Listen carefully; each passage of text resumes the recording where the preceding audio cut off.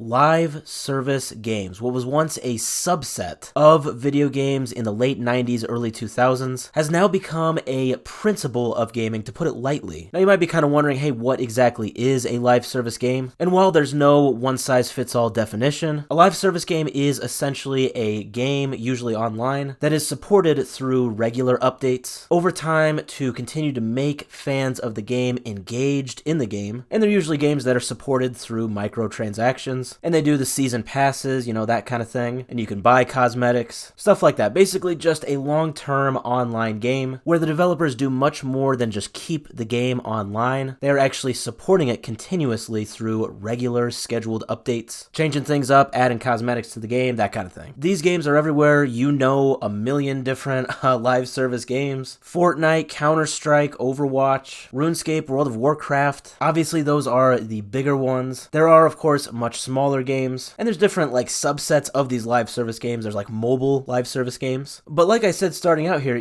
once upon a time, these kinds of games were few and far between, and they just weren't looked into very much. It was much more of a profit at the time to just make a single player game, or multiplayer, local multiplayer, and just ship it out day one and don't make any updates, don't make any changes to it, and the profit is just exactly what you get in sales of the actual game. Wow, how far have we come? Yeah, it almost kind of sounds like I'm talking about the Stone Age at this point. Because yeah, like I said, games today seem to be very centered around live service games. Well, there was a big report that was made last year by a group called Griffin Gaming Partners. Looks like they do a lot of funding of games, and I guess part of this is they do some of these reports where they'll research certain things. And the main takeaway from this report, so they surveyed over 500 game studios throughout the globe, and they found that 95% of game studios today are currently involved in either the development or the ongoing maintenance of a live service game, so of at least one live service game. And if that wasn't enough to sway your opinion, a little more in the direction of recognizing that live service games are here to stay, the survey also revealed that 66% of game developers believe that live services are essential for long-term title success today. Essentially, they talked about how a lot of these developers prefer these live service games because these involve constant planning and adjustment of game parameters as you are making it, and while the game has already been released. And the developers also like it because they prefer this sort of faster, more quick content releases and updates. And of course, the report also talked about the many challenges faced by live service developers, which basically just centers on,